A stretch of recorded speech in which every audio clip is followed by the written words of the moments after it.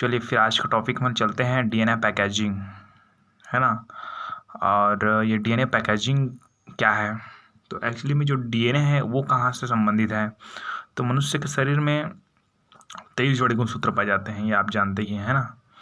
और 23 जोड़े गुणसूत्र पाए जाते हैं। तो जो मनुष्य के शरीर में केवल 2, मादा है तो अंडाणु और नर है तो शुक्राणु, इन्हीं को छोड़कर बाकी सब कोशिका होती है ना, उसमें द्विगुणित सेट होता है। लेकिन केवल मानव के जो शुक्राणु है ना, शरीर में अंड और शुक्राणु, इन सभी को छोड़कर सभी द्विगुणित होते हैं। मतलब जो अंडाणु है, शुक्राणु है, वो क्या होते हैं, अगुणित होते हैं।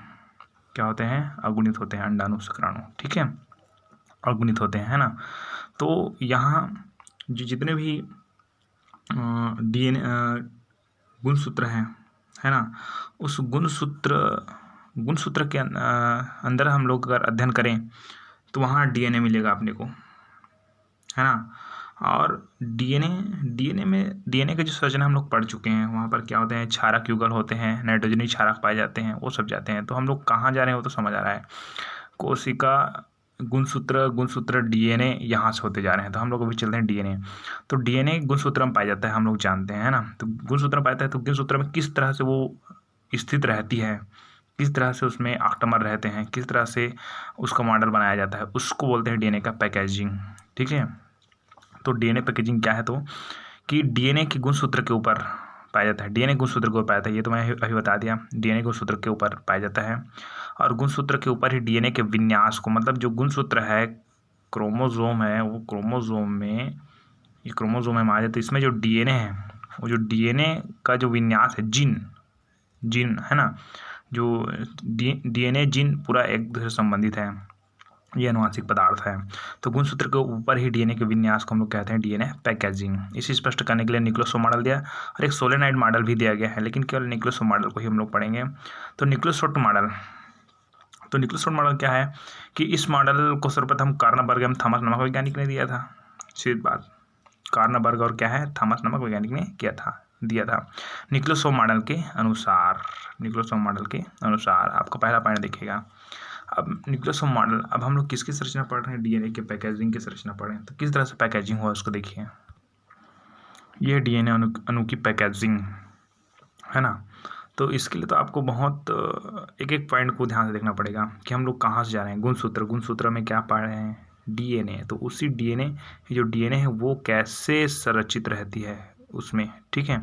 तो न्यूक्लियोसोम मॉडल दिया गया है ना। तो हम लोग किस पॉइंट में क्या कर जाएंगे उसको देखिएगा कि यहाँ पर आपको एक अलग अलग नाम दिखेगा। ये नाम histone protein, H2A, H2B, H3, H4, ये हिस्टोन प्रोटीन है ना। और एक और होता है H1 हिस्टोन प्रोटीन यहाँ पर, है ना। तो ये सब आपके जो थ्योरीज में यूज़ होगा, तो मैं डिटेल बताते जा रहा हूँ, वहाँ से आप चित्र में देखते रहिएगा। चलिए, तो हमारा जो पहला पॉइंट बनता है, गुणसूत्र में पाए जाने वाला क्रोमैटिन। मान जाए ये गुणसूत्र है ना। तो हम लोग जानते हैं गुणसूत्र के सारे भाग को हम लोग बोलते हैं क्रोमैटिन। क्या बोलते हैं, क्रोमैटिन।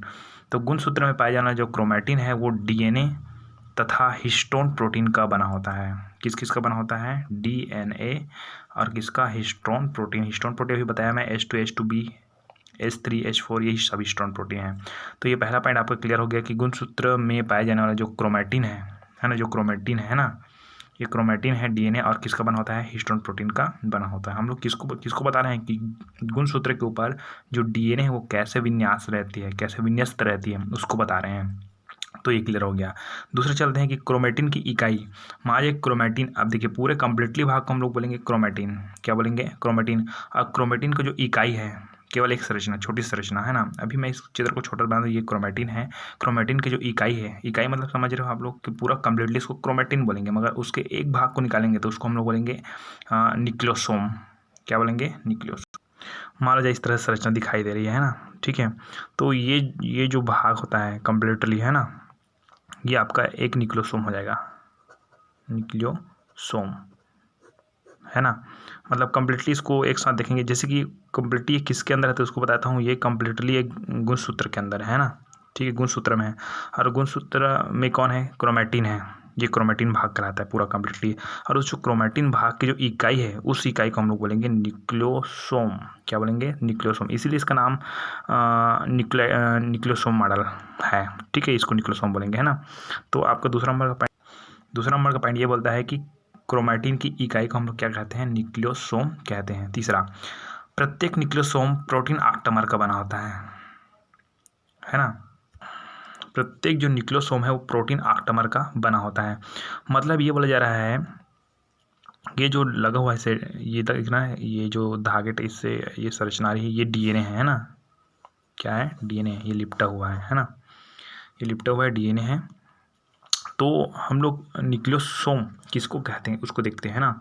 तो ये कम्प्लीटली हम लोग कह देते हैं न्यूक्लियोसोम, है ना। और इसके जो अंदर जो पैकेजिंग है उसको बोलते हैं, अंदर में ये जो भाग है अंदर का उसको बोलते हैं हम लोग ऑक्टामर। क्या बोलते हैं? ऑक्टामर। इसको कम्प्लीटली हम लोग बोल देते हैं न्यूक्लियोसोम। क्या बोलते हैं? न्यूक्लियोसोम। अगर अंदर के एक ही भाग को देखेंगे, है ना, तो उसको बोलेंगे हम लोग ऑक्टामर। क्या बोलेंगे? ऑक्टामर, है ना। और एक ऑक्टामर में H2A, H2B, H3 और H4, H2A, H2B, H3, H4 के दो अणु पाए जाते हैं। अब दो अणु पाए जाते तो मैंने केवल 4 ही बनाए हैं यहाँ पर से। तो इसलिए मैं बता दूं कि पीछे भी इतने ही 4 और हैं, है ना। तो कितने? दो अणु पाए जाते हैं। तो यहाँ पर क्या लिखेंगे कि प्रत्येक न्यूक्लियोसोम है, वो न्यूक्लियोसोम बताया, वो न्यूक्लियोसोम के प्रत्येक न्यूक्लियोसोम है वो प्रोटीन ऑक्टामर का बना होता है ना। तो न्यूक्लियोसोम पूरा मॉडल को बोलेंगे और उसके जस्ट अंदर में जो एक भाग है उसको हम बोलेंगे ऑक्टामर। तो प्रत्येक न्यूक्लियोसोम प्रोटीन के ऑक्टामर का बना होता है। एक ऑक्टामर में H2A, H2B, H3 और H4 के दो अणु पाए जाते हैं, है ना। ओके, क्लियर हो गया। अब चलते हैं, इसको बोलते हैं हम लोग ऑक्टामर। ये पूरे मॉडल को हम लोग बोलेंगे न्यूक्लियोसोम मॉडल। इसको केवल एक भाग को बोलेंगे हम लोग ऑक्टामर, है ना। मतलब जो ऊपर में डीएनए उसको नहीं बोलेंगे ऑक्टामर ना, ये अंदर वाले भाग उसको बोलेंगे ऑक्टामर, याद रखिएगा, ठीक है। अगर जो डीएनए साथ में आ गया मतलब वो न्यूक्लियोसोम हो गया वो, ठीक है, ये क्लियर करिएगा आप। तो यहाँ पर देखिए कि प्रोटीन ऑक्टामर के ऊपर तीसरा नंबर पॉइंट क्या था कि प्रत्येक न्यूक्लियोसोम प्रोटीन के ऑक्टामर का बना होता है। ये जो न्यूक्लियोसोम है वो प्रोटीन ऑक्टामर का बना होता है अंदर का भाग को। एक ऑक्टामर में अंदर में देखेंगे तो एक ऑक्टामर में H2A, H2B और H3, H4 के कितने अणु पाए जाते हैं?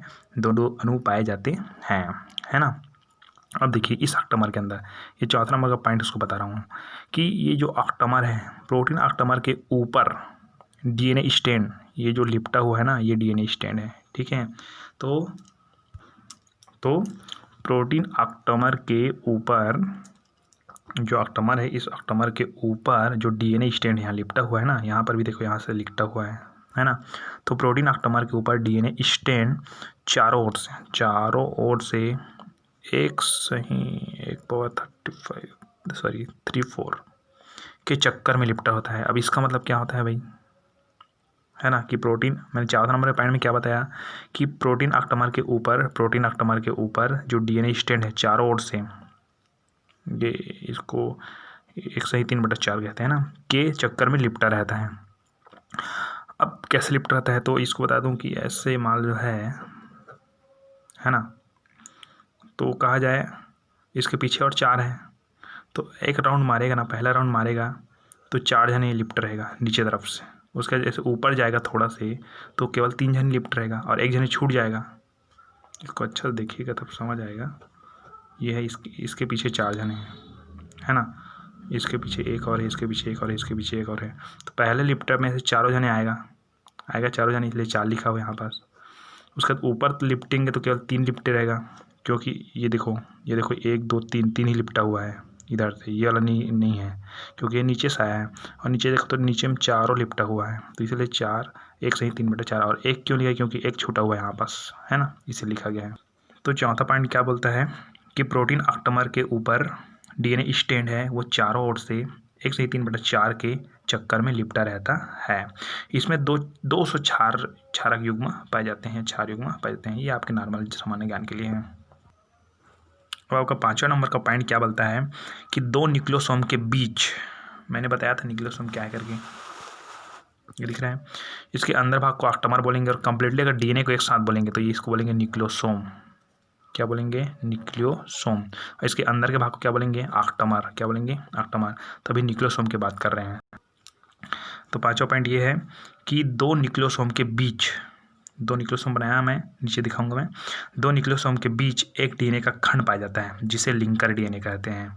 लिंकर डीएनए में 50 से 70 क्षारक युग्म होते हैं। तो क्या बोला जा रहा है कि दो न्यूक्लियोसोम के बीच, ये एक न्यूक्लियोसोम हो गया और ये दूसरा न्यूक्लियोसोम हो गया।